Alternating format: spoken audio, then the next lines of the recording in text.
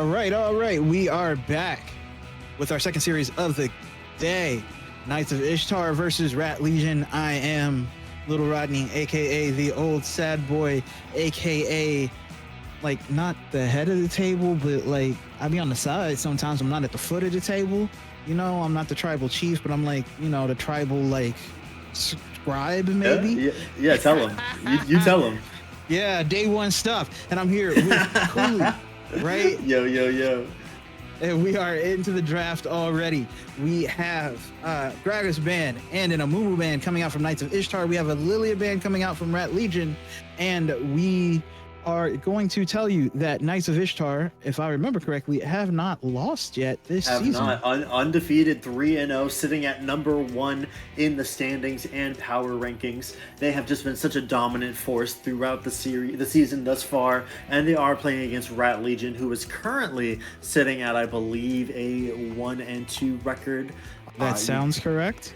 So, you know, this is a bit of a David and Goliath storyline we have developing in front of us. The only win that Rat Legion have strung together has been against Fantastic Four, who, if you are unfamiliar, currently in last place of the standings. Maybe not anymore, though, after their huge upset win over the Cat Cowboys. But yeah, so Rat Legion does have quite a bit of ground to cover here in this series if they want to stay competitive. That is very accurate. And they do ban a Fiora and Emilio. Emilio, of course, the bane of every existence of people who want to kill ADCs and the joy for every ADC. Assuming he's on your team. If he's on the other team, you also hate him. We do get a Blitzcrank ban from Knights of Ishtar because it's really crazy that in 2023 we have now gotten to the Blitzcrank isn't just God, only silver people get hooked all the time. It's now like, no, just ban it everywhere. Ban it in pro, ban it in amateur, ban it in everywhere. But we do get a Jarvan picked by Knights of Ishtar, and we get a Kog'Maw by Rat Legion.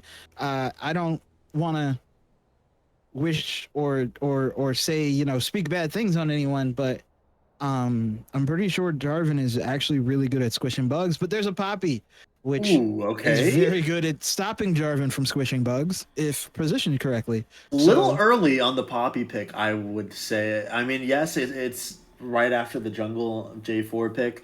But of course, that Poppy does have the flexibility of also going top or mid if they so choose. I've seen some crazy Poppy mid action as well.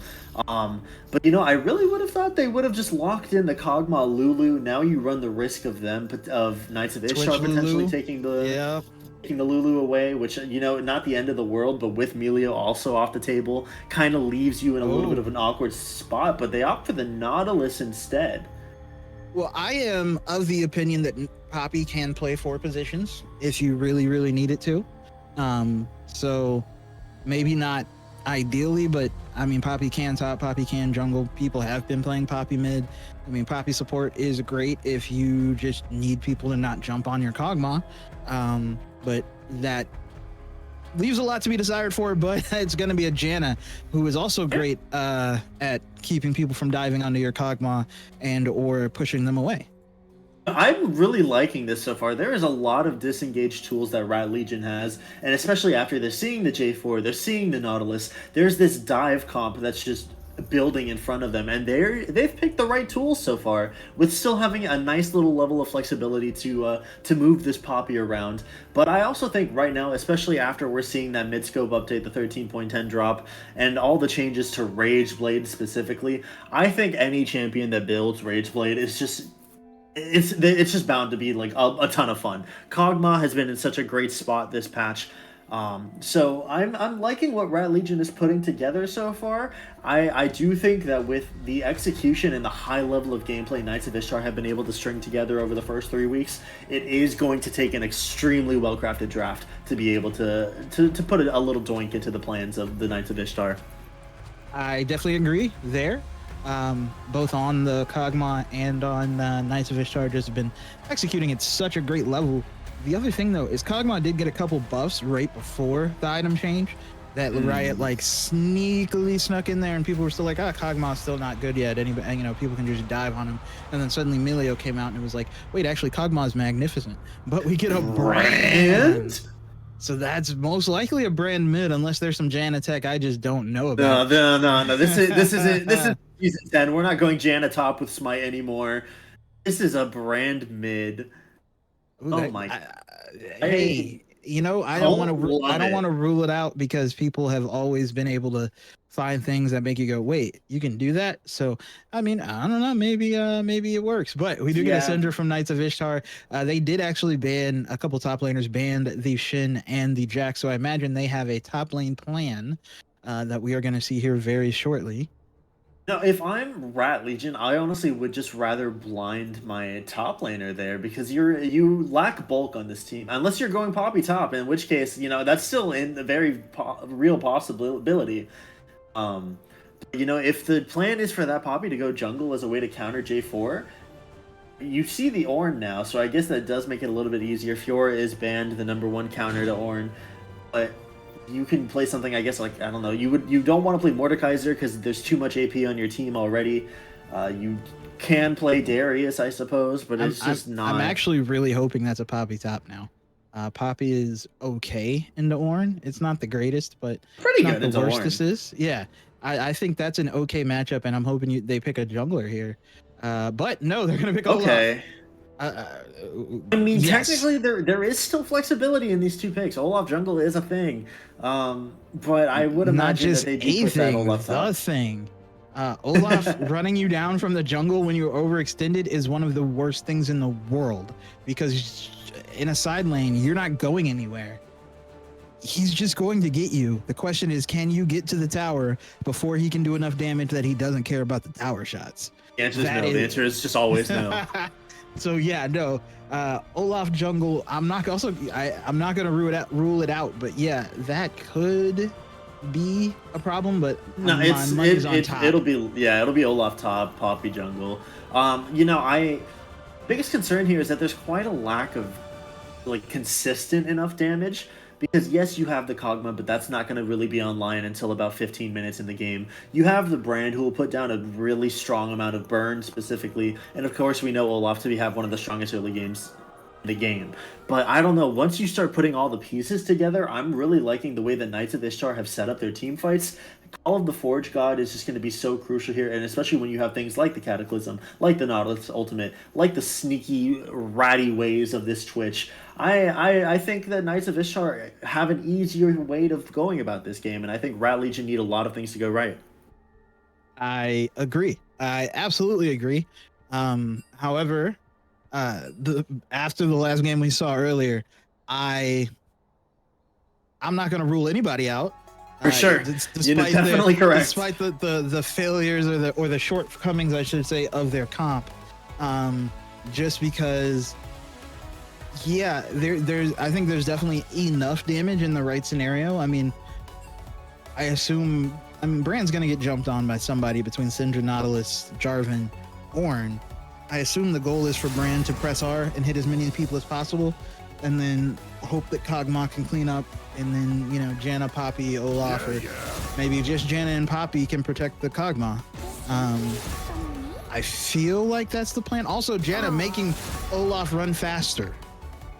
We need to discuss this because that's going to be ridiculous. Absolutely. I mean, there's just a lot of utility here for Rat Legion. There's just they have a lot of workable abilities that they can use. It's just a matter of getting the timings right. And I think Janna Tornadoes are going to be absolutely huge. Eye of the Storm going to be huge. It's just going to come down to whether or not they can execute. And we do know that Knights of Ishtar do have a shaky early game. They're a very strong team, but their strength comes from the way they recover. So can Rat Legion take advantage of a shaky early game? Will this bot lane of Knights of Ishtar be able to put enough pressure on a Kog'Maw Janna lane? I mean, these are just questions we're going to have to find out. Yeah, that is actually a great question. And one of the things, like you said, is that how do you pressure the Kog'Maw Janna lane with a Nautilus who can basically be disengaged? And also, if Nautilus hooks forward at the wrong time or at the wrong place, by the time Nautilus walks back to like regular range, he doesn't have any health. Yeah. Like Kog'Maw can just press W and turn on him, or is it E? I forget which one. Press the one that makes him do the work, and press the damage button basically. Yeah. Auto Nautilus 15 times, and has range beyond what Nautilus can hit, and then it's just like, okay, walk back if you can. It's W because E is the slow. Yeah, Yes. and just Nautilus is just like, oh no, I can't go anywhere. Right? That's you know that's kind He's of a a fish. worry. He's a fish out of water. That's a diver out of water too. Yeah, so that's kind of a worry, like a two-sided blade for Knights of Ishtar, because on the one hand, yes, if you catch the Kog'Maw, you catch the Kog'Maw, but if you don't catch the Kog'Maw, you will pay dearly. The other good thing is that Kog'Maw does mix damage, so itemizing just in the armor isn't going to necessarily save you if you are Ornn, Jarvan, Nautilus, right? Yeah. Yeah, You know, you gotta. This is an entirely off-topic comment, but you know, you got to imagine Frostbite must be so confident picking the rat into Rat Legion. I was just thinking that. Like, was that like a deliberate counter? They were like, "Oh, Rat Legion, I got something for you. All right, let's see how ratty you really feel." Like, I feel like that was a deliberate pick, and I'm a fan of it. I like the like little subtle shade by picking your name. It'd be like if your name was like Rams of Destiny, and you just lock in Ornn. Like, go ahead. But Putting it all into perspective, I think both of these teams can be scary in their outright. The scalings are very much there. You know, ornaments are going to be a huge factor here. It's just going to come down to whether or not this Poppy can truly shut down J4 and match the rotations. How is objective control going to come into it? And how is this bot lane of Knights of Ishtar going to respond to such a heavy scaling lane like Kog'Maw Janna? I think those are the three things we need to watch out for to be able to determine how this game goes. I definitely agree, and the answers are hard. You know? That's the best way to put it. The answers are hard. I only ask the questions. I don't answer them. I mean, come on now. Yeah. No, I am thinking about the question, and I can't really figure it out. My biggest question is for Rat Legion. What really happens if Olaf doesn't take over this side lane? Okay, let's.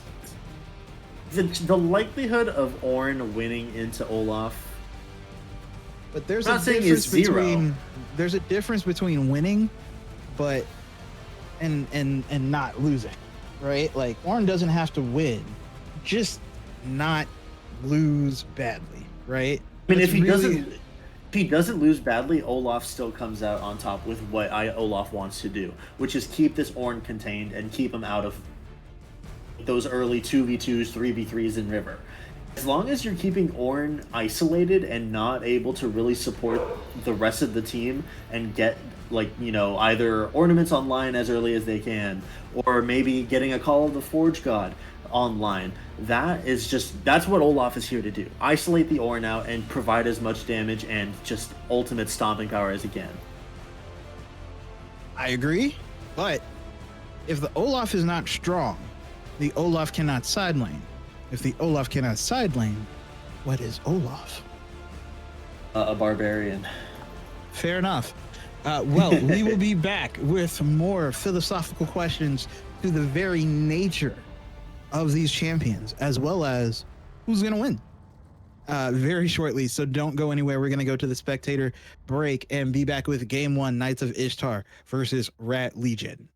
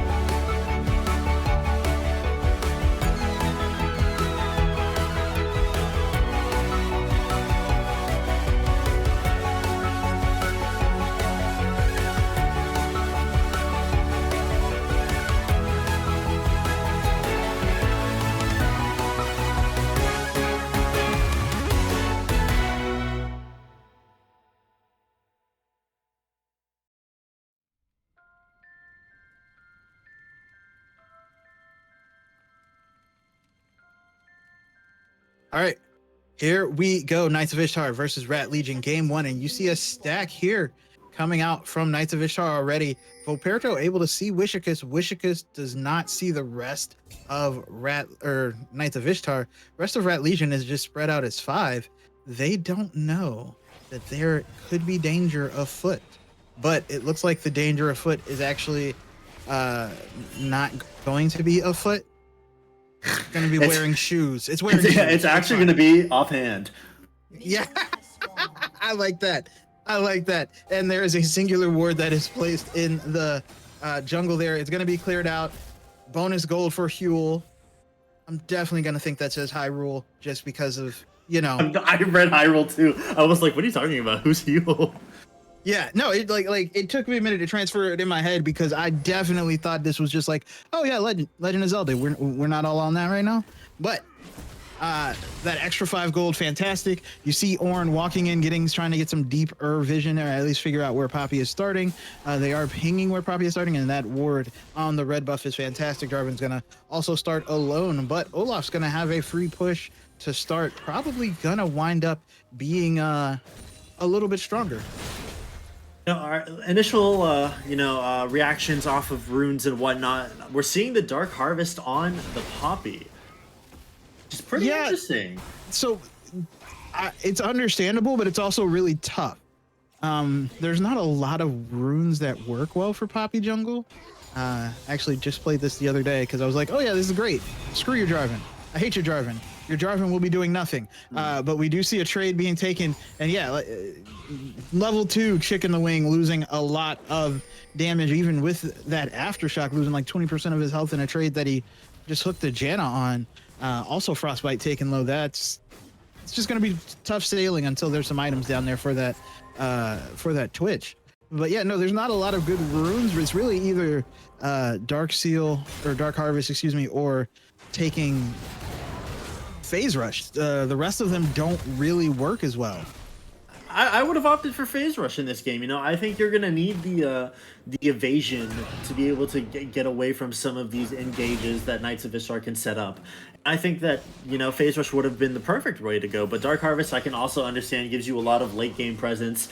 But it's just a matter of getting those stacks up. Chick in the Wing, though, the hook after level 2 was a bit questionable, but we are seeing a little engagement in.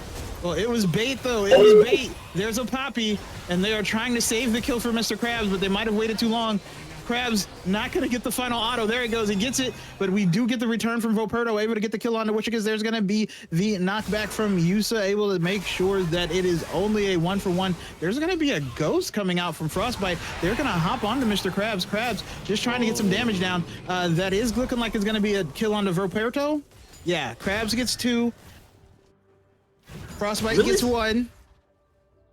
Really solid there for Rat Legion. You know, utilizing the Kog'Maw passive to be able to secure that kill onto Volperto, that eliminates the double buffs. And you know, of course, that is going to give 1 over to Frostbite as well, putting Poppy behind just a tiny bit. But that's totally okay. I mean, as far as the play goes, yes, but so the play went long because they tried to save the kill for Krabs instead of just finishing the kill on Chicken in the Wing to begin with. If they just finished the kill, they probably have a better outcome, which again comes down to do you need to secure the kill, or does it absolutely need to go on the Kog'Maw? Which, yes. The answer to that is yes. Unfortunately, you needed both of those, and you only could get 1.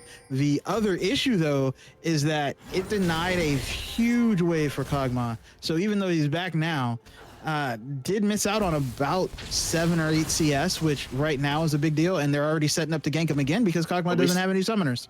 You still see Volperto there. He's still just hiding. This is a dead Kog'Maw. Yeah, and they don't even know it. There's not enough disengage for Kog'Maw to get away. Kog'Maw is knocked up. They're saving the kill for Frostbite. Frostbite gets a shutdown as well, and Yusa is looking like it's going to go down. Does manage to get a nice tornado. Frostbite's going to flash forward. Still trying. There he goes. And that is 3 kills on a Twitch with a dragon. I thought they were going to be on the dragon, but they're only on the Scuttle Crab. But he's going to go back to his wave down bottom lane. There's a Hextech dragon going to be available. But yeah, Very well played by NASA Ishtar. Just he'll come back. He needs to catch this wave. We'll kill him then. This is starting to get a little bit dicey here for Rats of Legion. Of course, we're less than 10 minutes in the game, but I'm gonna say quote unquote weak point of Knights of Ishtar, which is their early game bot lane, is coming out on top so far. 3 kills onto Frostbite is going to be providing a lot of utility. But Wushikas is caught out. There's going to be the call of the Forge God. Wushikas does live for a very long time, and there is going to be the ult coming out from Hyul, but not enough to kill Volperto, and now he's got a ghost away Vintro chasing him down, trying to get the damage out. Oh, he's able to dodge out all the skill shots, sees Chicken the Wing coming up, and makes the smart play and saves his flash. Very well done. The fancy feat. And he got a stack. Got a Dark Harvest stack. I think Wushikas did too, if I'm not mistaken. Also got a Dark Harvest stack.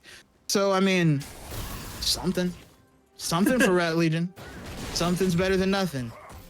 But yes, Wushikas did go down, is now down a level, down a few camps, and that is a 1 in 4. Jarvan already has the Iron Spike Whip ready to just be annoying, if not already on the nerves of Rat Legion. And, you know, once that 6 becomes available and he can just start ganking with Cataclysm, it will get a lot dicier. It's a good thing that Brand keeps the flash up there, like we were saying, because then once the inevitable happens and this gank comes out from Volperto, it'll happen. But now we're seeing Ragnarok popped. And Tygoon trying to get away is going to be forced to flash. The Ghost is still going. Ragnarok is still going. He does have a Conqueror proc, does get him low, but Tygoon able to live, and we again see the Jarvan looking to hang out bot side. Wushikas is here though. They don't know. Mr. Krabs comes in, a very nice steadfast presence, and Chicken the Wing, like we said before, you might go in, but you're gonna have to go out, and going out is not gonna be fun. That said, there's a lot of damage coming out from Frostbite in the meantime, but they are able to force both Volperto and Chicken out. Chicken is running away. Really nicely done from Wushikas there. So being able to hide for so long and pop that W right at the perfect moment that Chicken Wing and Volperto were going in to allow for a lot of damage to go down. They're still sticking around though. Yeah, the dragon is the goal for Rat Legion, and killing people seems to be the goal for Knights of Ishtar. They are still looking. There is level 6 on Frostbite, not quite on Mr. Krabs. Krabs also missing out again on another wave. Frostbite looking to go in now. Like, it still has the spray and parry, rat-a-tat-tat, whatever you want to call it. Oh no! The slow from the dragon. The slow from the dragon hit them all, and he's gonna get a triple kill. That is a triple kill on the Twitch. That is Brand ulti.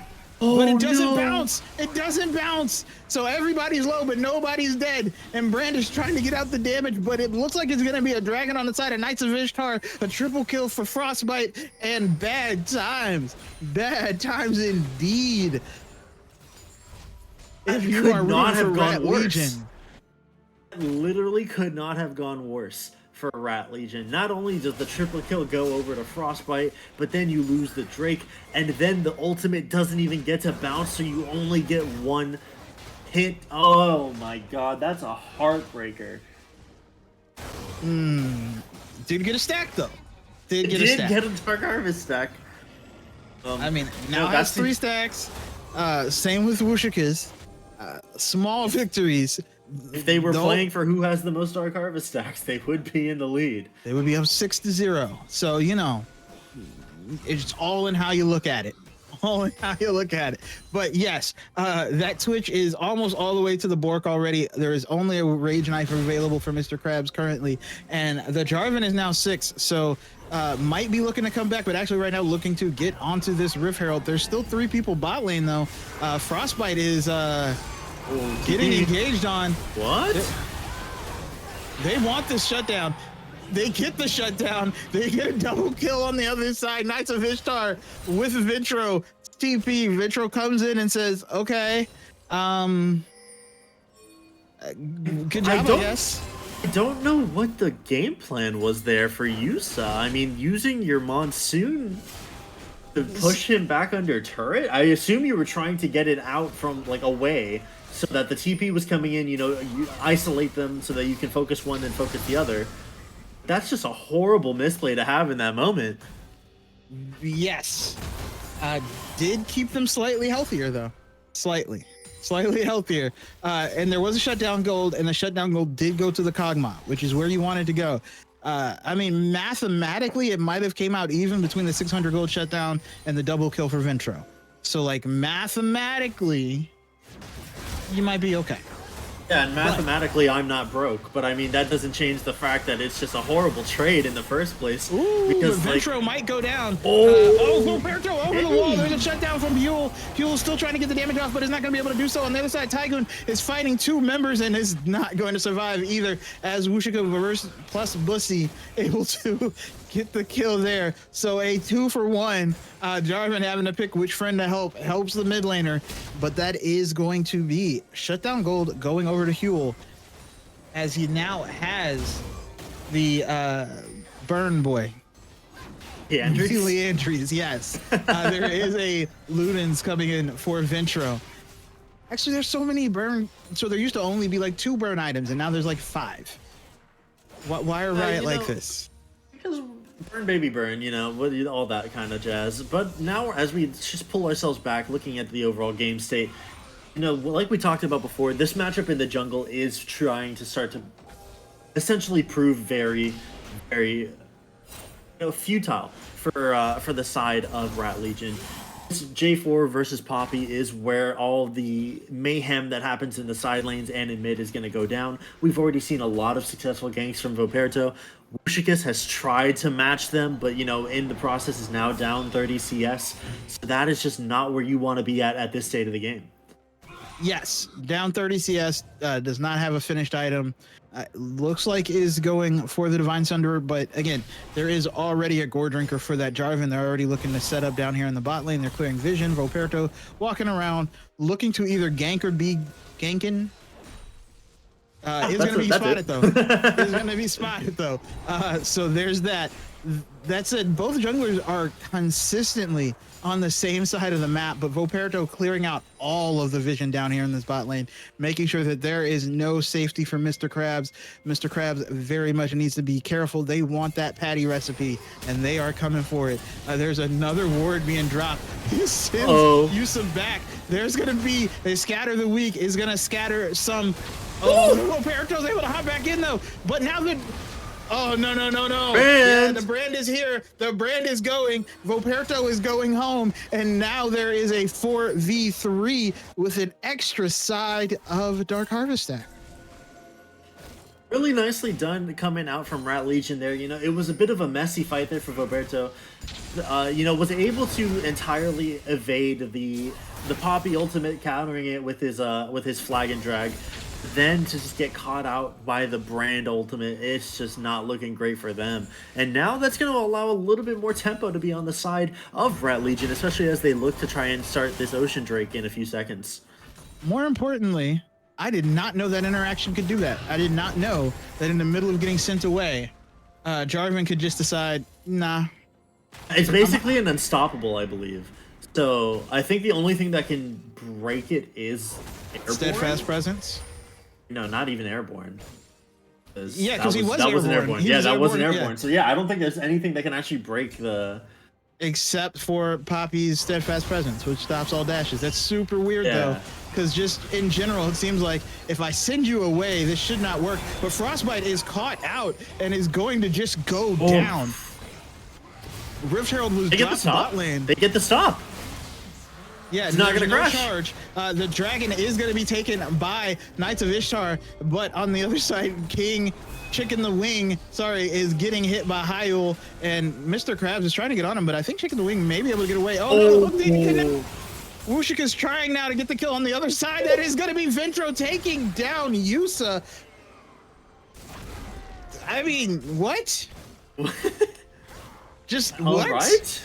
But Bussy looks like he should be able to get the tower on the other side. There is not going to be an answer. Tygoon did use the teleport previously and is not going to be able to answer first tower. Going over to Rat Legion, clawing back some of that gold lead, even if they are down on the dragons. And we didn't guess which dragon was going to be next because there was just too much going Too much on. action, too much to keep track of. I don't know how Chicken the Wing makes it out there. You know, Wushikis was able to get the dash down, wasn't able to pin him down, but still, I thought there was going to be enough damage. Ooh, just barely missing the recall cancel.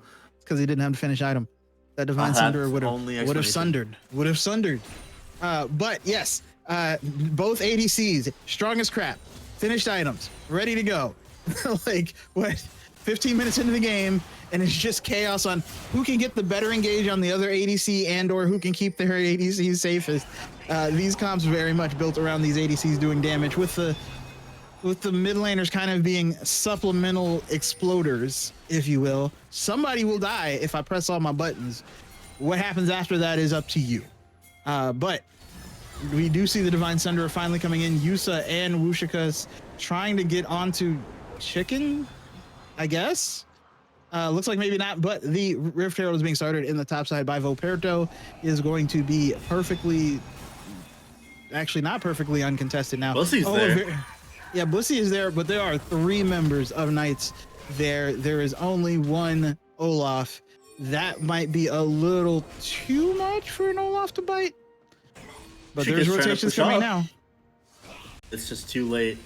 Yeah, they are way too late on that rotation. Also gets spotted by 2 different wards. And now that wave is going to crash, but they are going to be able to catch it down in the bot lane. But like I said, we do have the Bork coming in for Twitch. We do have the Rage Blade coming in for Kog'Maw. We don't have... Oh, we do have a finished item. There's a Shurelya's for the Janna, but not a finished item quite yet for the Nautilus. We already said the mid laners finish items. We do have a Sunfire Aegis up top. When a Black Cleaver on the other side. Bussy looking to cut through all the armor Tygoon just bought. Tygoon also picking up a Bramble Vest, though. Gonna use that Reflect to try and mute some of the healing. I do have a question for you, because I want to see where your head is at. I'm a very proficient Ornn expert, I would say. So there's an art to the correct choosing of the Ornn upgrades. Who do you think is getting the first Ornn upgrade? It needs to be either Twitch or Syndra, but that is a super knocked up Brand not able to get any damage off. Does get a stun off though. Oh, he gets the bounces though. Chicken the Wing is burning, but not gonna burn down. The rest of them able to get away. There's gonna be the Shurelya's pop now. They're trying to get onto Voperto or anybody. Voperto is gonna be slowed. Is gonna go back in on the Hyul and go back out. There's gonna be Vendor on the backside, able to kill Saidi, and that's gonna be Twitch unlocking, able to kill the Wushika. Oh my God. The damage coming out. Yeah, that's going to be a double kill. But Hyul manages to stay alive, is the only member of Rat Legion still alive. The only fortunate part is that there's nothing really to get on the map, because Knights of Ishtar are able to take that fight, lose 2, kill 4. You just shrug and make that face into the camera like, I'll take it.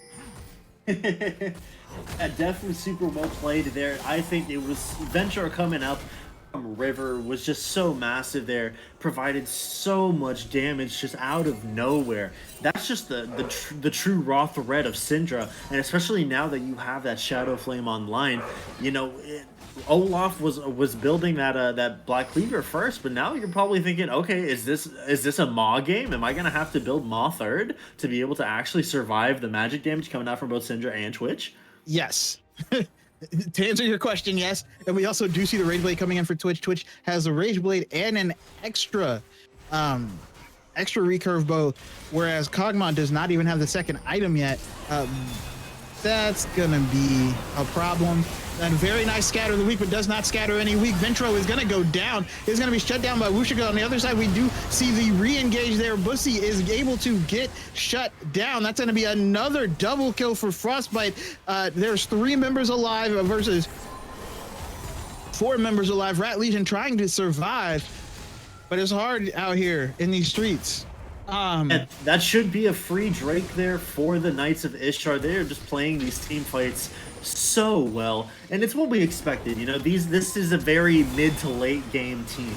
Once they get past what a knock up. Tygoon now taking a chunk of damage, is gonna get stunned up, is gonna get knocked down, and that is gonna be a kill for the Kog'Maw. That's a little too aggressive. Yeah, you want to get them isolated, but they can still kill you. They do that. Yes. That said, there is 3 dragons on the side of Knights of Ishtar now. Another win condition to go with your Twitch win condition to go with your Syndra win condition. That's rough. That is rough for Rat Legion. I mean, after last series, it's kind of bad for us to say a game is over. I just don't see how the Knights of Ishtar can lose this, especially with the way that they're playing and the way that they can just scale up, and they haven't even gotten Ornn items online yet. So this isn't even the peak of their power, and we're 20 minutes into the game. That is accurate, but a Baron is being started, and a Baron is likely not going to be answered. There's no one nearby for Knights of Ishtar. They didn't even see this coming 21 minutes in. There's no vision on it, nothing. No one even saw them walk up, and that Kog'Maw is ripping through it. There's now going to be a ward, but you're way too late. Baron taken. Rat Legion. Ratting. like when you play Apex, yeah, they just ratted a Baron out. They snuck into the corner, and we're like, we're in zone. We're good. You know, with that Runaan's buy onto Mr. Krabs here, this Kog'Maw is becoming more and more useful. This Baron should allow them to at least get another turret or two. There is a bit of wave clear coming out here with Frostbite holding down that mid lane, so they might not be able to get it just yet. Voperto, though, is going to get spotted out on like 4 different wards. But the other thing is that putting that Rift Herald onto Bussy means that Tygoon cannot leave that lane. If you leave that lane, Bussy takes 2 towers, and it's not an exaggeration, not even close. That's going to be 1 tower though in the mid lane for the other 4 in the 1-4 for Rat Legion, as they are now looking to rotate down into the bot lane. They are pressuring these towers and these objectives very well, and now we do see 5 members in the bot lane here. They are looking to take this second tower, and I don't think there's a good answer available from Knights of Ishtar. I really like this, actually. You know, they have to be playing coordinated and together, and they have to be spreading out the attention of the Knights of Ishtar defensive. A lot of damage onto Voperto there. Gets stunned up by the Brand. Or was he knocked up by the Janna? Really hard to tell. There's a lot of projectiles flying around.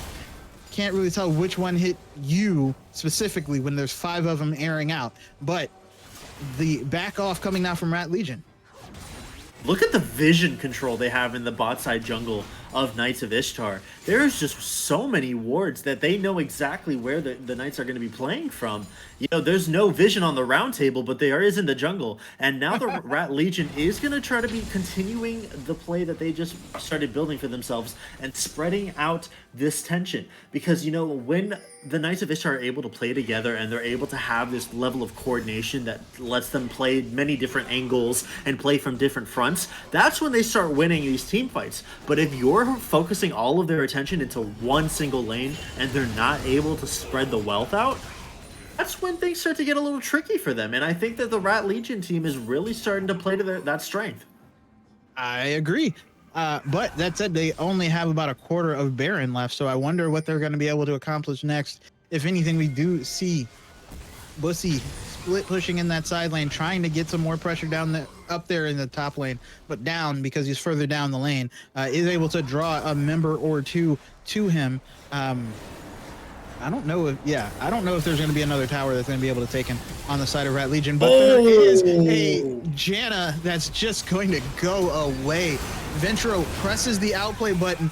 There's going to be Voperto going in. There's going to be Voperto going out. Wishicus can't do anything. There's going to be a Scatter the Weak. There's going to be a hook. Mr. Krabs trying to answer back, but not going to be able to get the damage down. I think Ventro survives the Acathian surprise. No! Surprise! You don't have enough health. Heil living. Oh my Bussy living, goodness. But wow. First of all, Ventro, he said I have an outplay button, and you don't have an outplay the outplay button, so this is now an uneven fight. It was just an uneven fight start to end. I mean, the beautiful Flash Cataclysm coming out from Voperto, able to isolate out 2 members, and then able to just put down so much damage before ultimately getting tossed away by Wishicus. And then it was just Ventro following it up with a ton of damage, and now that's going to allow them to start snowballing, and this will be Cloud Soul going over without much contesting. Yes, and there's going to be the Seething Sorrow, which is the upgrade for Rage Blade, coming in for Frostbite. Oh, Janna trying. I love the try. Can't do anything if you don't try. But that is an upgraded Rage Blade for the Twitch, who's already ahead of the Kog'Maw as far as itemization goes. Ouch. Yikes. I don't know what to tell you. The only thing is Twitch did go PTA. I'm not going to tell you it's a wrong rune. Just, you know, you're not maximizing your attack speed maximizers. That's my only worry. Hey, you could be hitting them more. You could be hitting them more right now. That lethal tempo proc could have been nice, but I don't think he's really complaining as he's 11 and 3, 3 items up, and the Knights of Ishtar are starting to run away with it. They were able to hold that Baron play coming out from the Rat Legion squad, and while they did lose 2 turrets, they are still in a really solid position. Now they have Cloud Soul as well, so they not only that little movement speed, but that ability haste is going to be coming in so nicely. So it's just going to come down to how do they see their next play developing. Does it still give ability haste? Should, yeah. Oh, Hextech does now. No, Hextech grants ability haste. Is it? Okay. Yeah. Okay. But, yeah, you're right. But it does give a ton of speed up after using your ultimate. Like, say if you're, I don't know, a Syndra, a Twitch, a Jarvan, you press R and you move really fast. That is also not ideal. Sure, and it feels like with the state of the game right now, especially with how Knights of Ishtar have been playing, I think that this game is over within the next few minutes. I mean, it feels like it's only it's, you know, when you have like a bottle or like a can of soda and you start shaking it up and you're trying to get something to blow up. Wushik is forced to flash away. There's going to be the call of the Fort God looking to get onto Mr. Krabs. Wushik is going to send 3 members away, which is the only reason that fight did not get worse. Hold on. Ooh, no. Yeah, no. That said, it is still a Poppy. Poppy is still tanky, but not tanky enough when there's 4 members and nothing to come back at him. Roberto now looking to go in. Frostbite opening up. That is going to be Hayo able to get off the stopwatch. And that stopwatch is the only thing that kept them even remotely alive long enough to get the ultimate off. Frostbite is super low though, but now it looks like they want to get onto the Baron on the side of Knights of Ishtar. On the other side, Wussy just decided that this is going to be one of those games where you have to go full solo queue Tryndamere. That's the only way. We've seen Ajax make these plays before, so maybe it's going to be, oh no, that ultimate's running out. Yeah, Bussy trying, running out of options. No one's gonna contest the Baron, and he's gonna go down to the tower. Thought maybe he could sneak around, you know, drift around the corner, but just not outside of the range, and that's gonna be a Baron with people dead and nothing really lost on the side of Knights of Ishtar. Now looking to end out everything. And there's the pop fizzle snap, you know? You had the can of soda, you shook it up, opened it up, and it just exploded. And now the Knights of Ishtar are in a position where they're 7k gold up, they have Baron buff, they are down 1 turret, but it's not going to matter because all it's going to take is a push down mid to really end this game. That is very, very correct. And on top of which, that push down mid looks like it's happening right now. They are, with the exception of Ornn, 4 people roughly around mid lane, wards being put down so Ornn can join them should he so choose. And again, that Twitch is super duper strong for no good reason. Actually, I shouldn't say for no good reason. For a good reason. It keeps killing people. And also, yeesh. The Syndra also hurts. I would not want that to happen to me if I were playing some sort of champion without 4,000 health. Now they're just going to be able to split their attention, get all of these turrets down mid and bot, and they can just push forward. They have waves going in both lanes, and they can just clear this out pretty effectively once Twitch gets into a good position. Yeah, and there's an upgraded Ludens. There's an upgraded Gore Drinker. There's a Twitch here we go. opening up.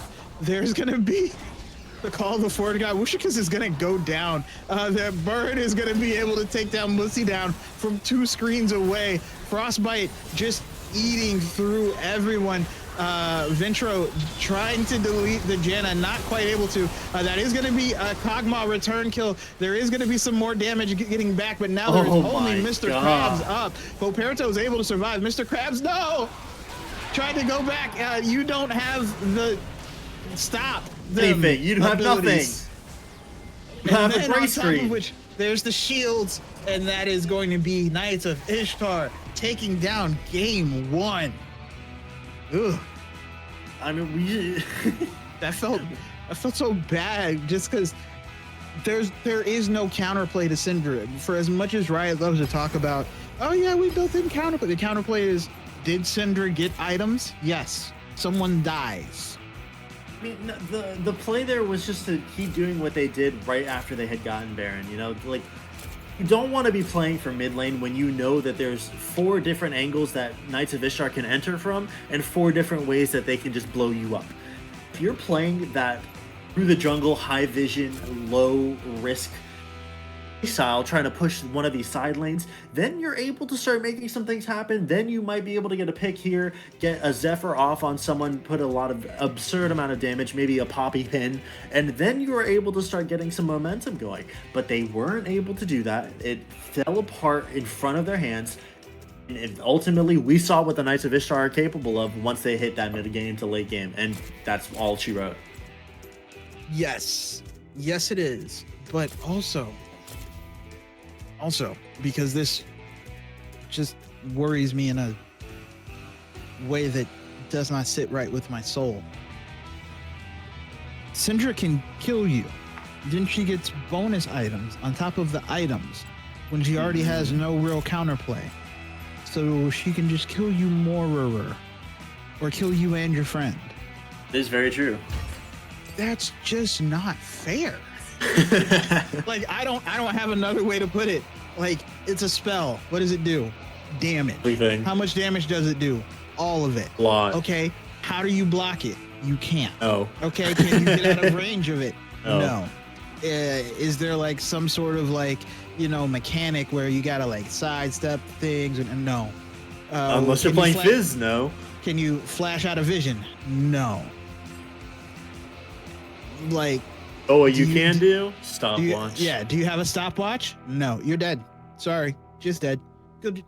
Go next. Like, that is possibly the worstest part. Like, it just feels unfair. But we will find out exactly how unfair the rest of the series will be in a minute when we come back with Game 2, Knights of Ishtar versus Rat Legion.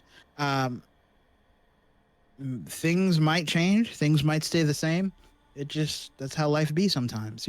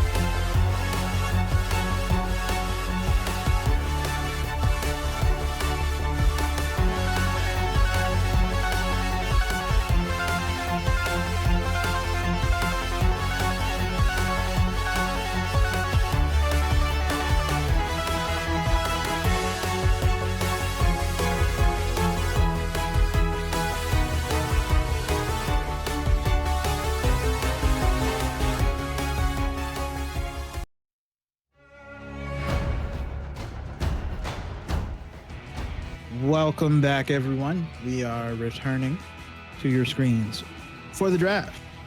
Rat Legion and Knights of Ishtar Game 2. We do get a Lilia and a Fiora ban coming out from Rat Legion. Get a Blitzcrank and an Amumu ban from Knights of Ishtar. After last game, what do you want to see from Rat Legion? In terms of draft? Yes. I honestly don't think there was a problem with their draft. I just think they didn't execute it to its full extent. I will say the Poppy didn't feel as great as you would have wanted it to be, but I do like the pick, and I do think that it fit the situation. Your bot lane played the way that it was supposed to be played. I think you just need to find ways to be able to take advantage of certain situations in a better way. And I think that once we start seeing what they decide with this first pick, the only change, of course, being that Syndra ban, they're going to opt to take the J4 instead. So, okay, I like it. I like a good start for Rat Legion here. Emilio Kog'Maw is up. Does Rat Legion have an answer for Emilio Kog'Maw? Because that is a very strong lane that a lot of people are taking very early. I mean, yeah, of course. I also think that just Emilio in general is a super strong pick. I really hope that they're not picking Nautilus this early because they want to flex it mid, because I will gouge my eyes out if I have to watch another Nautilus mid game. But it's going to be just a way of, okay, you know, we have this hard CC, we have a pretty good disengage as well. It's going to be pairing this with a strong laner as well. You know, you want to be playing these side lanes much better than you have been if you are Knights of Ishtar. Varus. I like it. I might. I think might like it. there's still so many different Varus builds that you can go. I think that has always been such a highlight of having. Whoa, Nyla. We are getting some variation. Definitely some variation. Jeepers, I wasn't prepared. Was not prepared. Will not lie. Mordekaiser R3. We get a Rakan Nyla. We get Mordekaiser from Knights of Ishtar. I assume there's going to be some top lane band, like probably an Olaf. I assume. I mean, the thing is that picking it at R3, you have to be scared. Is this flexed into a Mordekaiser jungle? Like, yes, it's a more uncommon pick, but it is still definitely viable. I mean, Mordekaiser mid is a thing. I wouldn't go that far. I wouldn't go that far. Oh, it is a thing. It is definitely a thing. And it can do some work. I feel like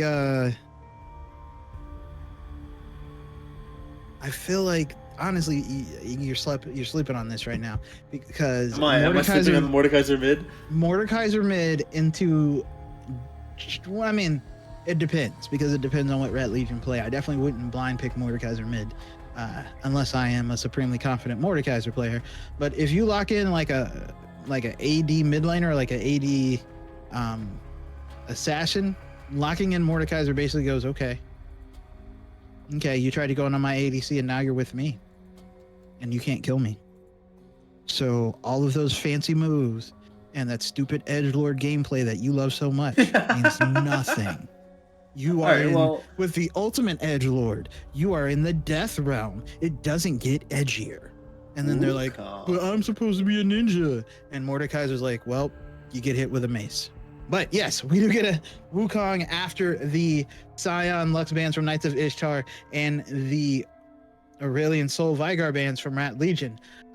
So, I mean, it's probably not going to be Mordekaiser mid. That is just my literal fan fiction on Mordekaiser beating up AD mid laners. Actually, it might be Mordekaiser mid after seeing that, because that is a rough time.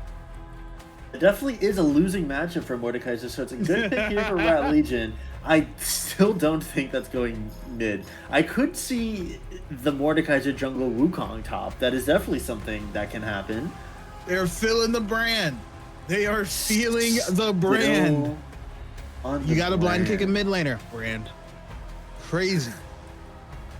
Is Heil just like this brand one trick? I don't understand what the love of brand is here. Brand. Do you not like burn? Do you not like hot wings? Do you not like this team comp? No. Hot coffee? Do you not like hot summer spells? I don't know. Brand. Summer spells? I don't even know. Like, I'm trying to hype up the pick because I too am confused. But yes, brand. More brand. There will be brand. This is like Daniel Day-Lewis, but with brand. There will be brand. I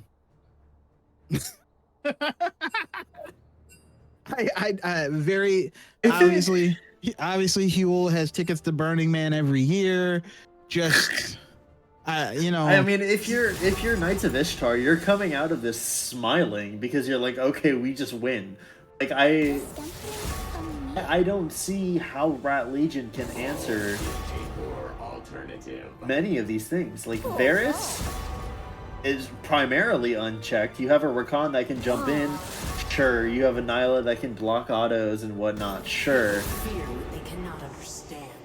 I mean, I don't know. Like, what does this Rat Legion comp want to do? Because you have the pick potential in J4 and Rakan. You also have the team fight there. And, the AoE and burn damage of Brand. I just don't know what it is they're trying to accomplish here. What is this team's identity? Jarvan hits 3 people. Brand presses R. Nyla. Wait, nope. I'm thinking of Samira. I don't even remember what Nyla does. She was meta for exactly 2 patches before everyone was like, something else, please. But I think it's Jarvan, Rakan, jump in, maybe Kled as well. CC a bunch of people. Brand presses R. Nyla turns into Samira, goes in, does the spinny shooty thing, gets the S rank thing, does more spinny shooty thing, gets a pentakill. This is Samira. I know. Again, Nyla turns into Samira and does that. Yeah. Yeah, That's the. I think they picked the wrong champion. That's actually my guess. They picked a different champion. Okay, They thought Nyla was Samira. They got them mixed up. I'm not gonna say anything about how you mix up the two brown ladies. We're just gonna leave that alone. But no, I think at least part of that is correct. They were gonna use the Rakan Jarvan brand combo to hurt a bunch of people. Then question mark, then profit. I'm not going to lie, I will be kind of learning Nyla as it happens, because I've seen exactly 5 Nyla games since her release. Like, I know she does, like, she's basically Katara, but I don't know how it interacts with the rest of the game. And I actually do agree that I don't think that was the right ADC for what the comp wound up being, which is basically, please get them to all sit together while we can do our stuff. All jokes aside, I really think Samira could have been a good pick here. Yeah, no, that is. I think that's why my brain just keeps saying that, because that's just what it should have been. You should have just picked Samira. It would have been better. It would have literally coordinated with your whole team comp. I mean, granted, maybe you didn't know what the rest of the comp was going to be when you started, but. And it blocks. Surely not. Wait, isn't Samira the one that blocks ADC or blocks things coming in, not Nyla? Yeah, her. I mean, it's both. So Nyla has the ability to kind of just negate auto attacks. Why does Riot keep doing this? But Samira has the ability where it blocks like actual abilities, spells cast. Okay. Well, so you are on the right track. Just close but no cigar. I really could use a cigar right now. That sounds great. But yes, on the other side, I think Knights of Ishtar also have a similar comp where Nautilus and or Wukong goes in, Galio presses R on top of them, Varys presses R and autos, or presses R and shoots one big arrow, and Mordekaiser looks to take the biggest threat out of the fight and smack them in the Shadow Realm, come back and smack other people in the regular realm. So Knights of Ishtar just have the far ways and far way better team fight. I mean, you look at the knockup potential in both Nautilus Ultimate, Cyclone Ultimate for Wukong, and Galio Ultimate, and then you also just look at the fact that Mordekaiser can just take you to Brazil. Varys has the Chains of Fate, which will just seal anyone's fate, and there's just so much lockdown, so much CC potential here that I don't think Rat Legion will get anything going beyond a 3v3, 4v4. I agree, except I do think Rat Legion has more functional damage. Like, I think Kled and Mordekaiser can do roughly the same, and I think Brand can do more. I think Nyla's entirely useless here. I don't think Nyla will get anything going here. That is a fair question. I assumed that she would do standard ADC things, and that was what I was basing my assessment on, but I could be wrong, because again, I am literally going to look her up as we go to the spectator delay, because I don't remember what this champion does. I haven't seen it since a week after it was released. Maybe the only champion I've ever seen Riot release that was underwhelmingly picked in so long. But everyone stay here. I will be back and suddenly be an expert in Nyla, and you will be back and suddenly enjoying my deep analysis of why Nyla was totally the best pick there. Okay. So I'll wait for it. I'm ready. All right.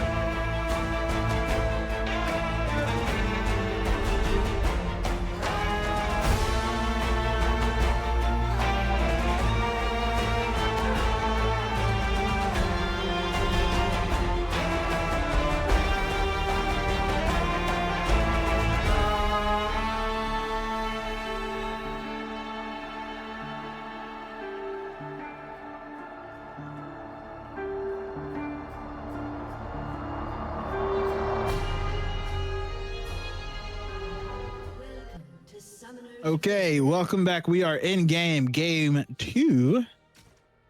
Rat Legion versus Knights of Ishtar. There's going to be a standard 5-person lineup. They are not going to try any shenanigans this time.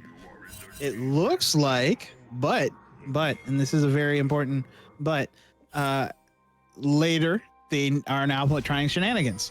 Knights of Ishtar going to get spotted on a ward as they try to put down a deep ward. Oh no, the hook is going to land on the Yusa, but it's just going to be the hook. Everybody else is going to walk away. Chicken the Wing going to walk away. Nobody does anything. It was just a prank, bro. I gotta say real quick though, the Knights of Ishtar are here to bring the heat. You know, all fire skins. Hey, they're ready to roll here in this game too. But we're catching Mordekaiser out.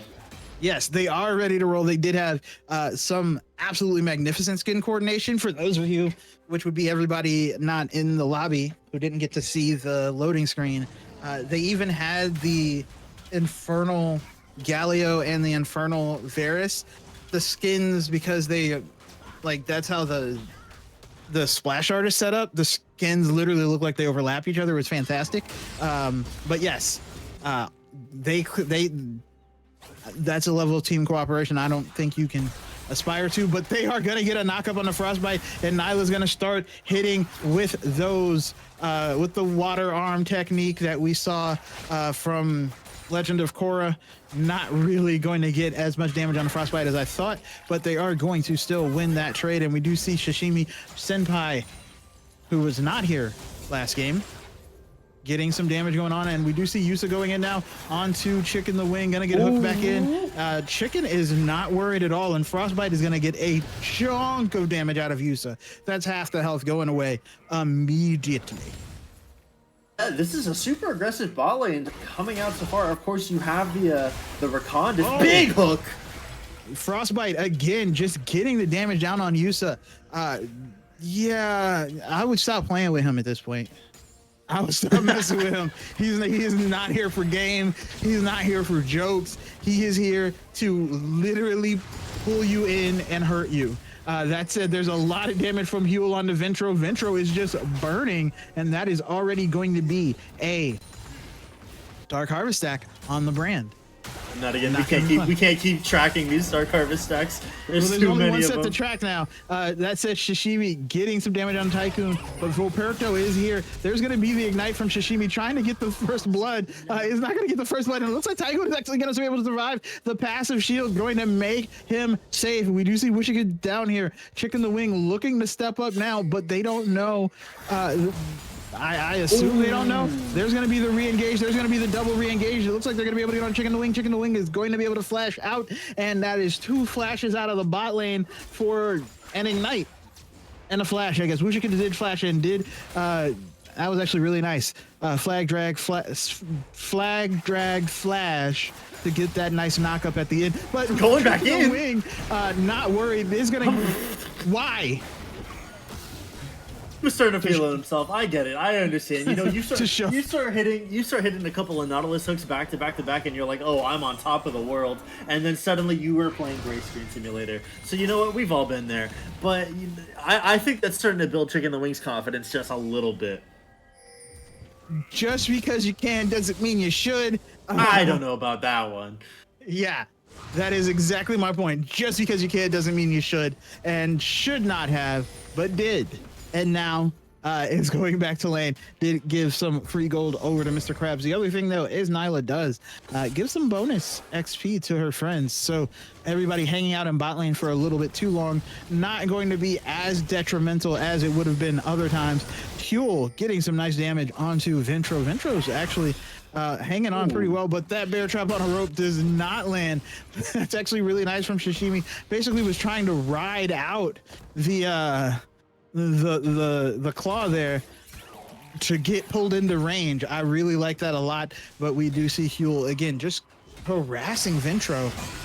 There's going to be the pull onto Sashimi from Tygoon, and there's going to be 2 supports finding each other.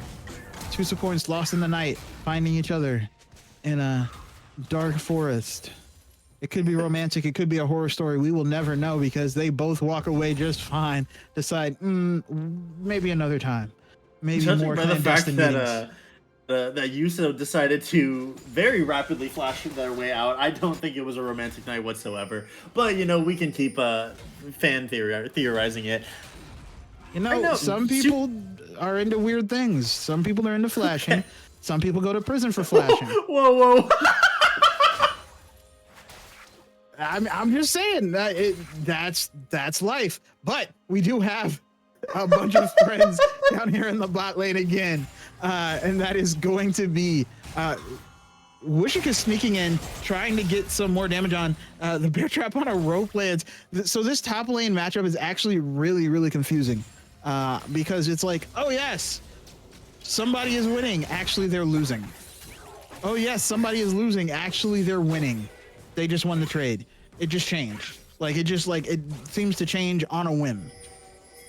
But this bot lane is not. We do get Wushika's trying to get in. Is not going to be able to get in, but Chicken the Wing is going to have to go out. He's going to get ignited and is going to be fine. The damage coming out from Frostbite, though, is a lot. There is going to be the ultimate from Krabs. It is going to pull in a bunch of people, but Voperto is there, and that is actually the clone that gets pulled in. And now there's going to be the ultimate coming out from Galio. Wushika's, oh no, going to get hit with that staff. Beautiful play coming out there from Ventro specifically. It was starting to look a little bit dire there for the Knights of Ishtar, but that ultimate was able to get that knockup on Wushikis, take him out of the fight, force the retreat, but they're not done. Yeah, they get the hook onto Yusa, they get the kill onto Krabs on the back line. Krabs trying to sneak around for a free kill, and just like that, there are now 4 members down here on this dragon, and no members for Rat Legion. Rat Legion probably should leave it at this point. I would recommend not continuing to contest this dragon. Just a thought. Wukong pick for Voperto, starting off really strong here, proving to be super valuable. You know, really nice pick into the J4 especially, so you know that's definitely going to be a comfort point here for the Knights of Ishtar, and especially been playing these ganks and these side lanes super well thus far. Ooh, but there we go. We do get the engage, the re-engage. Shishimi onto Tygoon. Just hitting him. Does already stop healing with the passive, and just continues to stop healing. That said, Mr. Krabs building towards a collector first? Surely not. What are those two components built into? Well, I know Serrated Dirk is a very common starting item for ADCs. So it could collector first? No, like, it's not no shot. What else takes Serrated Dirk and... No. It's just a Serrated Dirk buy and then going for the actual item. Okay, I will believe you. There's no way it's collector first. I will believe you, but I don't know. That is the best way I can put it. I don't know, because that sure seems like it's going to be collector first. But here it comes. The Hex Flash is interrupted. What was that? Oh no, it was a back. That was weird looking from Yusa. That skin definitely tricked me into thinking that was a Hex Flash charging. But as we do get the Rage Knife coming in from Frostbite, Frostbite is going to be on a hit Varus build, and of course Rage Blade is just very strong right now. Everybody loves it.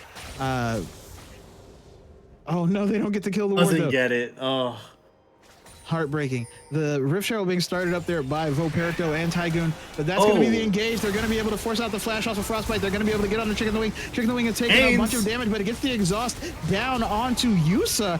It's going to be forced to flash away as well.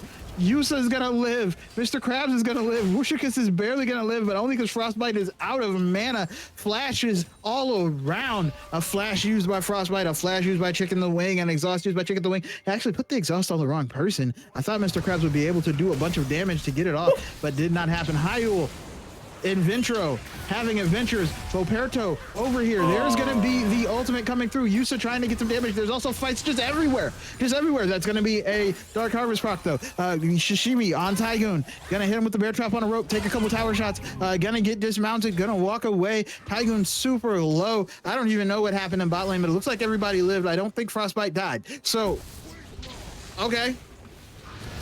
Lots to unpack there. Frostbite playing so cold. Hold on, maybe not done in the top lane. Shishimi taken into the Death Realm, trying to get that remount any way possible. Does ignite and flash. Probably shouldn't have used either one of those. Oh, that's going to be a really nice kill for Tygoon. Has the CS lead. Going to be able to start pushing that even further. Might even be able to get a plate or two here. Who knows? But right now, that Rift Herald's getting dropped. Indeed it is. That's going to be a pretty nice little bit of gold going into the pockets of Tygoon and Volperto, rather. Yeah, I think they're going to be able to get first out. Yeah, they'll get it. That Very is nicely a done chunk there. of gold. There is already a 3,000, 4,000 gold lead for Knights of Ishtar at 10 minutes. That's not good. That's a lot. And not in a good way a lot. But again, we see more aggression onto the bot lane. That is all they want. They are on to Frostbite. They're able to get him. He is charmed up. Chicken the wing. Oh, Mr. Krabs was taking the whole time. Did not realize it, and now Wushikus is going to go down. Oh, my goodness. On the other side, Huel trying to take down Ventro, waiting for the cooldowns to come up, is going to be able to get the kill at least. And now Yusa is fighting Chicken the Wing. Chicken the Wing already has the double kill. And Volperto's walking down here. If gets there in time, could be a problem. No, Yusa's going to overstay and die. There's no way around it. I don't think you can outplay this. But is going to try to get the kill. It's going to get one back. Chicken the Wing is going to go down. It's going to be a shutdown. Volperto is going to dash in with the clone assist and get a kill for a killing spree. So, you said, like we said previously, 3 for 2 there. So many ultimates, so many flashes blown. Rat Legion really wanted to make that play happen, and I don't think it really paid its dividends. I mean, yeah, you got the kill onto Frostbite, and you eventually got the kill onto Chicken Wing, but now your death timers are so skewed. Yusa is going to take forever to get back to lane here. Frostbite's just going to be able to wreak havoc. Yeah, takes 2 plates. There's also a dragon chance. That is Volperto getting engaged on, but that is going to be a Jarvan coming in. But on the other side, there is Huel, and there is a death on the Frostbite already. Huel coming in on the other side, trying to get some damage down, but Volperto is just going to go down. Wushika barely going to live. What a save by Yusa, but it doesn't matter. The ability to just put more people in more places, and everybody, like you said, being disjointed is going to lead for a winning fight for Knights of Ishtar, as they're able to take 2 for 1. Both ADCs going down, Huel going down, and now a dragon being started with an extra member available. They're going to pull out the dragon and take it. Looks like that Rat Legion is just going to concede this. We do see Wushikus going ahead and backing off. We do see Tygoon keeping that pressure on mid lane in the absence of Ventro, so that's going to put his wave in a really nice, comfortable spot once he does eventually get back to lane. Tygoon also collecting himself a nice little bit of gold coming out from that plating. Everybody likes plates. Knights of Ishtar are just playing on all cylinders right now. They can't get on the... Oh, there we go. They get the charm onto Frostbite. Oh, Frostbite misses the ultimate. Is going to go down. Krabs now has the Conqueror proc, but everybody's here. Everybody's here. Oh, my goodness. When I say everybody, I mean everybody. This is not a joke, not a drill. There were 5 members there to make sure that, hey, you killed our friend. We are here for you. Don't think anything is fun. Double no free wins onto the same minion? Oh my goodness, that brings back such PTSD as a Team Liquid fan, let me tell you what. But yes, a very great play from Knights of Ishtar to make sure that there will be no snowballing for Mr. Krabs. There will be no advantages gotten. They brought everybody down with nothing else on the map to make sure that they got their kill in return. I hope I have friends like that. If somebody kills me, just jump them. Jump them. But as we reset, we do see the ritual coming up. We did have the second dragon being taken. It's going to be an Infernal Soul. We now have items coming in. I think you were right and I was wrong that the Serrated Dirk is not going to be a first item collector. Granted, I still don't know what's going on with the Nyla build, but it's not a collector. Does Nyla go Navori now? Could that be... Is Navori even a Zeal item? I don't know. Build paths have changed so much. Navori is not out of Zeal, I don't think. I could be wrong, but I don't think. Nonetheless, Very confusing. Very, very confusing. But the Rich Arrow is being started by Voperto, and it looks like he's going to be able to take it. No problem. On the other side, we do have the Finish Raid Braid, like I said, from Frostbite. We have the Ever Shroud from Chicken the Wing. We have the Ever Frost from Ventro. There is going to be the Divine Cinder from Voperto. There's going to be Wushika sneaking into the bot lane again with his Black Cleaver. Leandries for Huel, who's also walking down in the bot lane. I do love the attention that's being put onto this bot lane by Wushikas, who basically just said, I'm just going to spam gank this shit. And we're going to make it happen by hook, by crook, by force, or by farce. But unfortunately, they need a fifth thing. Dude, four's not enough. The first 4 have not been working, and they're going to get spotted out by a ton of wards. We do see Shishimi Senpai are down 2 levels. Huel is going to get caught out, but there is going to be the re-engage from Wushikas now. That is going to be the burning of multiple members, but not enough damage to take them low enough to be in kill range. Yusa is going to go back in and is going to be able to get in onto Frostbite. The grand entrance, heroic entrance, whatever entrance, not going to be enough. I think Ventro might go down. Ventro is going to be able to flash away. Oh no, and Krabs is stuck out. Krabs is looking like it's going to go down. There's going to be Huel trying to make something happen, but is only going to bring his own death. Another hook, and Krabs is trying to get away. Voperto trying to get in. Voperto is gonna go in, gonna get knocked up, gonna get hit, but is gonna keep spinning like a top, and that is gonna be centrifugal force causing your laner to die. There's gonna be Sashimi entering the fight. There's gonna be Sashimi exiting the fight, and that is going to be a clean 4 kills for Knights of Ishtar. And the ace is going to allow them so much momentum across the map. Taigu just going to be able to take this turret here in just one more hit. Looks like they're going to be able to take bot turret tier 1 as well. That is just going to be such a swing in gold. Almost, it's 10K right now. Oh my goodness, what a showing from Knights of Ishtar so far. I thought Wushikas came up fast enough for it to not be a an ace, you know, like a moral victory there ace for Rat Legion, but you know, they don't even get that. It's looking bad timesy. And I feel bad because I said, hey, I don't know what Nyla does, but I mean, really, I don't know what Nyla does. It looks like they are hitting the abilities at all the places that the abilities need to get hit, except no one's dying. Except no one's dying. Except you're building Gale Force into Wukong Galio Nautilus. Yeah, so. I don't understand. I'm both confused by the build, by the champion as a whole, and by the use of the champion now. But there are some zoomies going down. No Yumi yet present, but they are going to be spotted and they're going to back off as Rat Legion. Vision saves the day, but Vision may not save this dragon as it's going to get pulled out and started. All the Vision already cleared out. There's going to be the Kled ultimate, just the charge, and the Shurelias. There's going to be the ultimate coming out from everybody. Chicken the Wing is super low. That is going to be a couple kills there for the Nyla. Nyla does go down. No, Nyla's alive on the backside. Huel still getting out damage. Shinpai trying to get out more damage. And there's going to be an ultimate from Voperto as he's going to be able to stay alive. They're going to be able to take down the Kled. Okay. The Nyla. That looks so promising for Rat Legion there. They did get a couple shutdowns. But they only got one actually. What? They only? Oh man, that feels bad. It's a 700 though, and it went on to Nyla. So you take that because the Nyla did start doing damage. The second I talked smack, Nyla was like, "Hang on now. You don't know me. Yeah, the thing you didn't even know my name."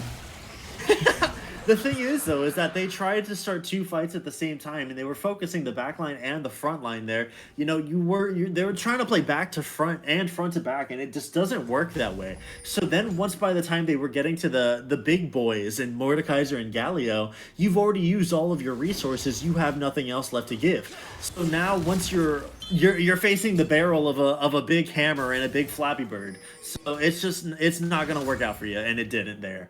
That is true, but we do have a collector coming in now for Mr. Krabs. So we will find out if maybe there's some secrets. But it looks like what we're actually going to find out is how long Yusa can last, and Yusa lasts a long time, but no, Mr. Krabs. Oh, that feels bad. And now Huel's going to go down. What a shot! Frostbite over the wall with the ultimate, able to get the kill. That looks like it's going to be Baron, no problemo for Knights of Ishtar. You know, sometimes, some days you're just not allowed to get, you know, two things to go right in a row, and that's kind of what it feels like is going on for Rat Legion right now.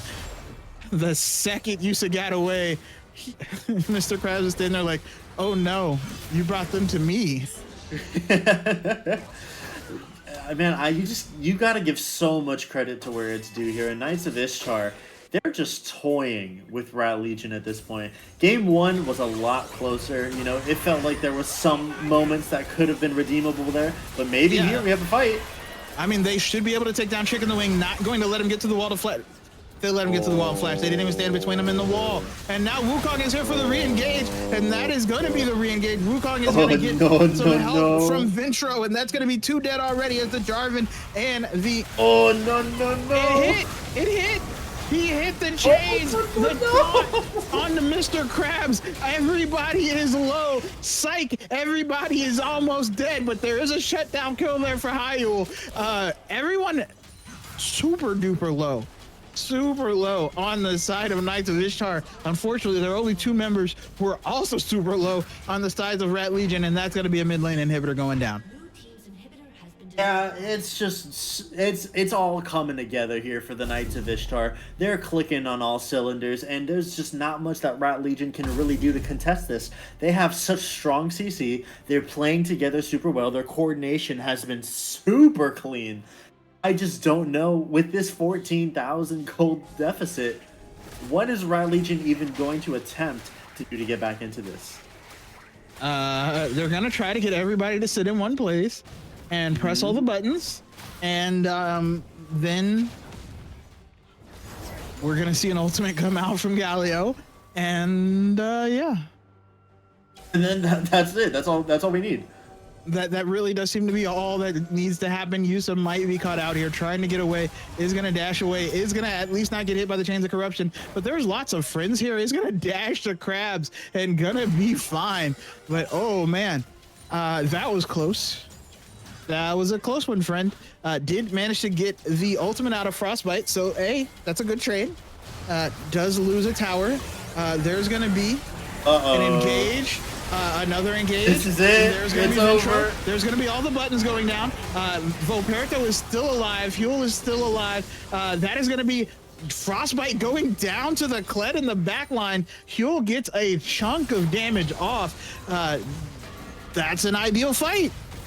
That's the best fight you can hope for. Unfortunately, it is at that point where your best fight is not the fight you want. Oh my God, there's gonna be 2 killed. Krabs is trying to stay alive, trying to fight Tygoon in the death realm, but it's not gonna work out. Tygoon is still going. Huel able to get some damage down. Voperto still going as well. Tygoon going to pull in Huel. Huel does not get the skill shot to land, and now we are out of options for Rat Legion as the supers are coming in the mid lane. They're being Baron buffed up. There's Baron minions in the bot lane, but it looks like they're going to back off as they're going to reset for the Infernal Soul.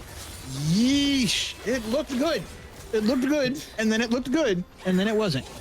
Then it was no longer any way, shape, or form good at all for Rat Legion. It looks like it's only going to take Knights of Ishtar maybe one more fight to get this game wrapped up and sealed off, send it off. It's a Christmas present at this point, because it's just too clean for them. I agree. That said, the thing that really kind of feels bad for Rat Legion is that, like, this is they're getting ideal outcomes for these fights for where they are, right? The thing is, they're 14,000 gold behind. Ideal outcome is not going to be enough to win the fight, but they're going to be on the Vintro again. We do see an ult coming in on the back line. We do have Krabs trying to get the damage off. There's going to be Huel getting the ult off. The ult is not going to do enough damage. It might be able to take down one. Nope, Vintro is going to live as well. Krabs is going to be able to get the kill on the backside though, but now there is only Huel, and Huel is going to go down, and that is going to be another ace. They still lose Ventro. Ventro, of course, on a Galio. So, I mean, you're okay with that. You don't want him to die, but it's not the worst thing in the world. And that is going to be the game taken by Knights of Ishtar. Unless there is a literal nationwide server failure.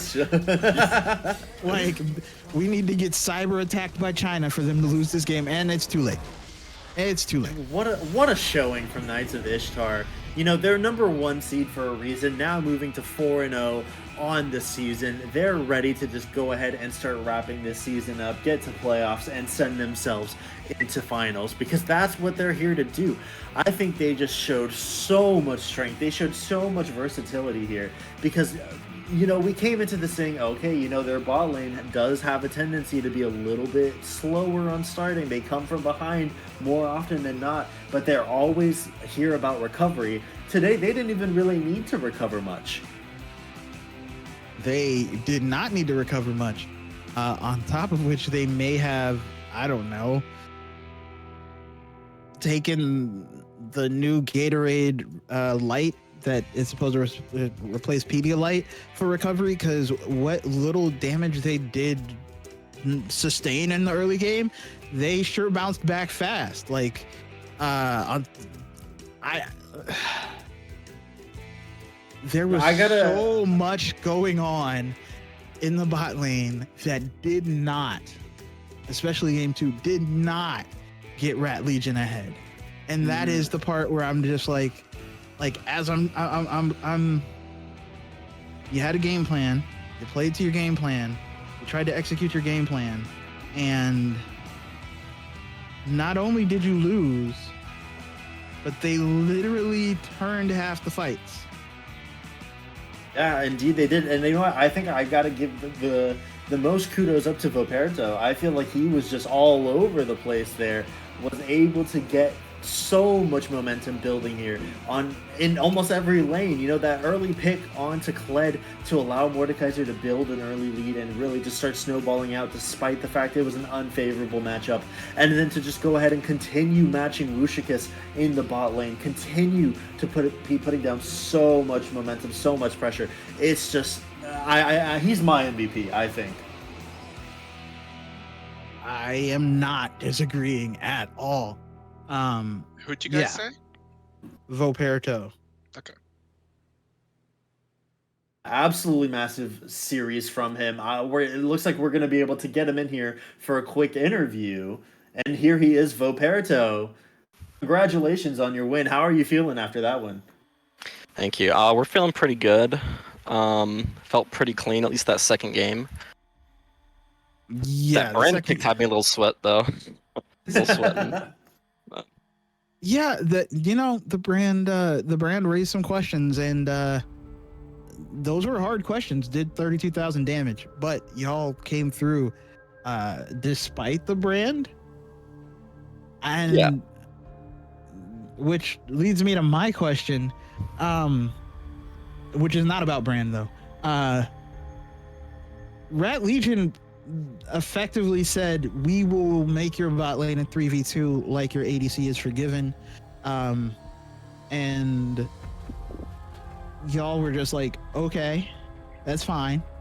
How did y'all game plan for that, and kind of how did you adapt to the game? Just because I have not seen a team camp a bot lane like that since lane swaps stopped happening.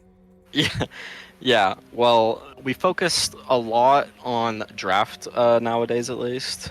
And the camp aspect doesn't really come into play until we see how they want to play the game in that game. But we noticed that he really liked to camp the bushes down there in the lane. So we just said, okay, we're just gonna play it like Jarvan's in that bush the entire time, basically, until we see him otherwise. I mean, he was. Yeah, and he was. So it worked out really good for us, and it gave us a lot more freedom on the map, I think. That is fair. So your drafts have been super successful, both game 1 and game 2, super clutch. Is it you that primarily runs the draft? Is it like a team effort? How do you guys go about putting together some solid compositions? It's definitely a team effort. we all like certain picks individually. We all have certain biases, but our team comps have gotten way better at doing the actual objective, like keeping all the champions doing the same objective, basically. Either walking forward, walking backwards, like how they want to play the game. If we can get a good 5 champions that do the same thing, it feels really good. How, Sway?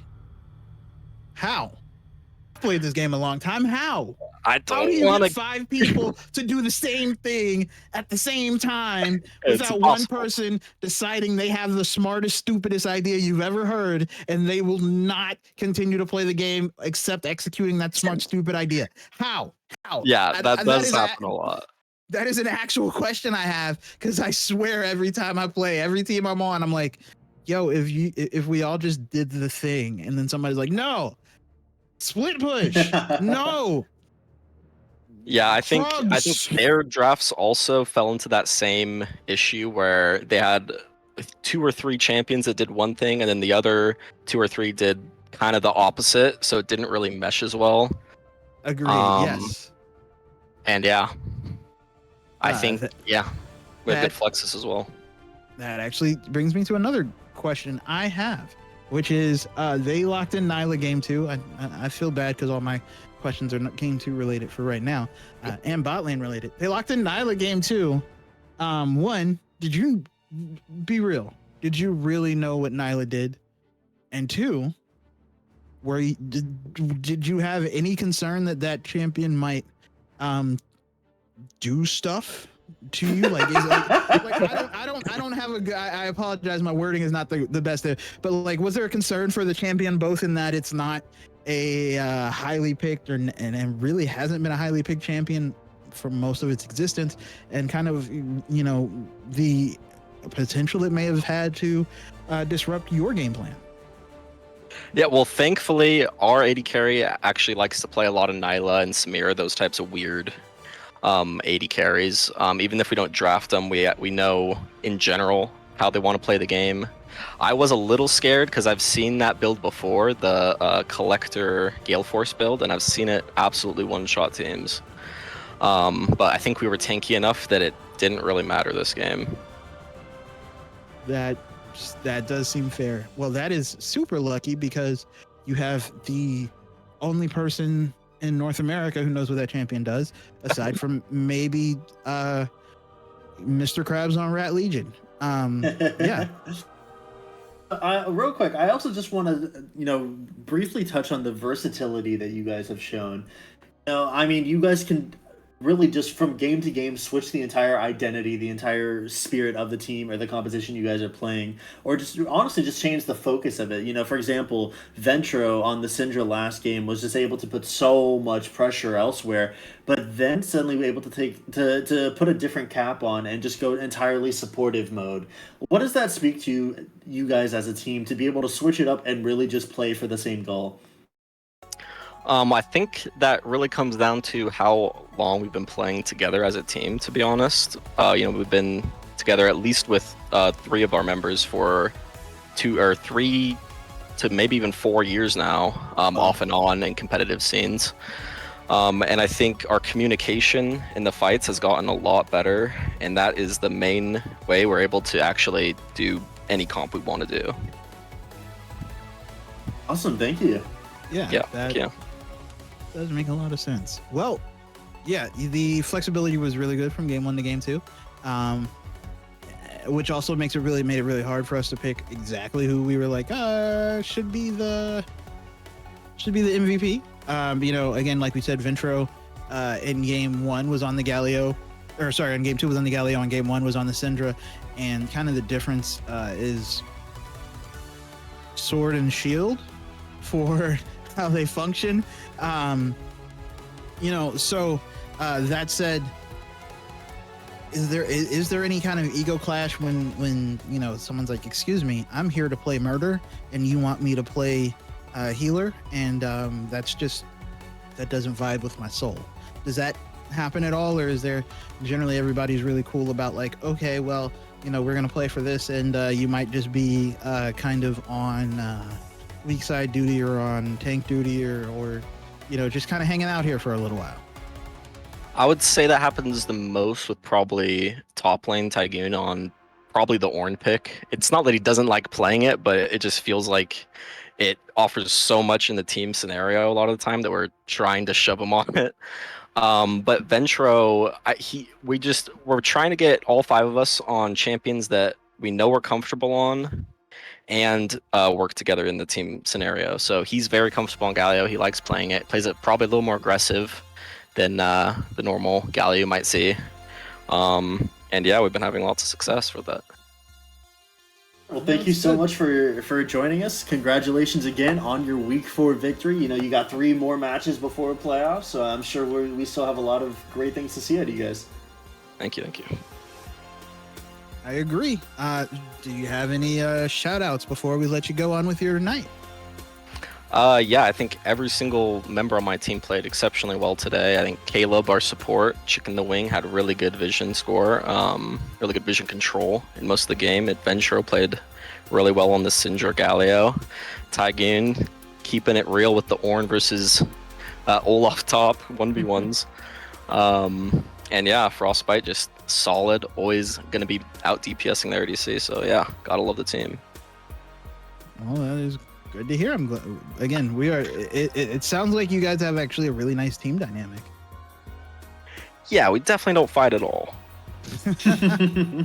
And we're only positive, yeah. That's no, it's good. It's good. That's We're not going to explore those questions. Spin it. Keep spinning it. Spin it well. Yeah.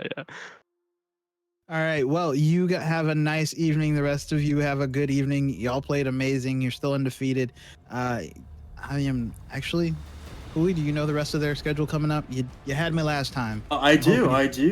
So next week they are going to be playing up against the Cat Cowboys. That's probably going to be your second toughest matchup potentially.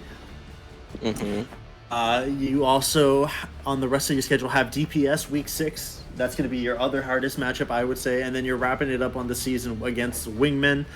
Wingmen have been having a bit of a struggles this season, but overall, I think with the way that you guys are playing, it's probably not out of the realm of possibility to see a 7-0 regular season. Oh, bold! Wow. I'm just putting it out there, and I can't disagree with it. We love it. Well, thank you for stopping by. You have a good night. Like I said, yeah, y'all played amazing. Definitely game 2 played clean. Game 1 also clean, just not as clean. Like it was like really clean, and then it was like surgical clean, But yeah. Yeah. So thank you for stopping by, and we look forward to seeing you next week. Absolutely. Thank you for having me. No and problem. great cast, guys. Thank you. All right. Thank you. Talk to you later. All right, everyone. Thank you for stopping by. We had 2 great series tonight, even if they were a little quicker than normal. There was just ridiculous amounts of drama. So, for everyone here, who also can talk if they want to, I don't want to speak for anyone, but for everyone here, thank you for tuning in. I have been Little Rodney, aka the Old Sad Boy. Hooli has been here. We have had, oh man, now I'm gonna feel bad because I'm saying the wrong name. It's Mason. I'm glad I looked because I was gonna say Marcus. Yeah, that boy Mason. Who has been doing production all night and has been great on it. And from the rest of the casters, staff here at Black Twitch League, thank you. Everyone stay safe, take care of each other. If you feel sad, please reach out to someone. Maybe not me, but please someone. And yeah. Have a good night.